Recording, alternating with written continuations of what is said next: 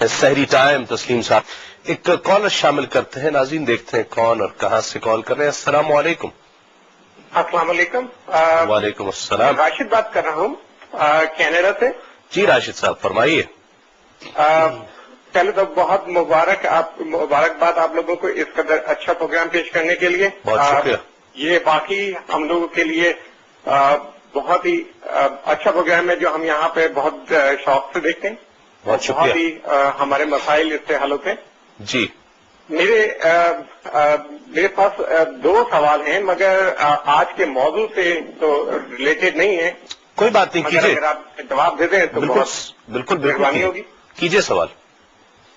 جی ایک تو ہم لوگوں کا یہاں پر جو ہے نا پاکی ناپاکی کے حساب سے جو ہے نا وہ کافی مسئلہ درپیش رہتا ہے ہمیں. یہاں پہ جو کیونکہ واش رومس وغیرہ میں جب ہم جاتے ہیں تو یہاں پر ٹوائلٹ سیٹس ہوتی ہیں اور جو ہے نا پانی کا یا اس قسم کا جو ہے نا وہاں پہ انتظام تو ہوتا نہیں ہے.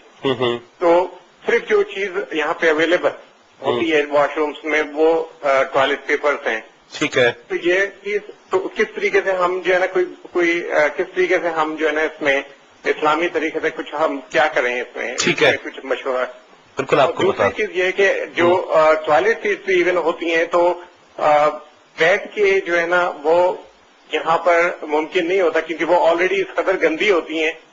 تو یورینلس لگے ہوئے ہوتے ہیں مینس واش روم میں. تو یہ جو ہے نا یہ ایک بڑا مسئلہ ہے جو میرے خیال سے ہر ایک کو درپیش ہے اور ہر ایک اس سے جو ہے نا اپنے طریقے سے ڈیل کرتا رہتا ہے. صحیح. مگر شرم اور اس کی وجہ سے بالکل آپ کو اس کی شرعی حیثیت انشاءاللہ بتاتے ہیں. بہت شکریہ کال کرنے کا. آپ نے کینیڈا سے کال کی. مفتی صاحب جس طرح مفتی صاحب ذکر کر رہے تھے لباس کی قیودات اور پینٹ شرٹ اور سوٹ پہننا یہ سب پہنا جا سکتا ہے. دیکھیں ان قیودات کو اگر آپ ملحوظ رکھیں تو اس میں مفتی صاحب نے ایک بیان فرمایا کہ اسلام کی اکثر جو افعال و اعمال کی جن کی ترغیب دیتا ہے اس میں وصف حیا کو مقدم رکھا گیا ہے. اور اس قسم کے لباسوں میں عموماً جسم کی ایسی حیت بن جاتی ہے کہ جس میں حیا کی کمی ظاہر ہوتی ہے.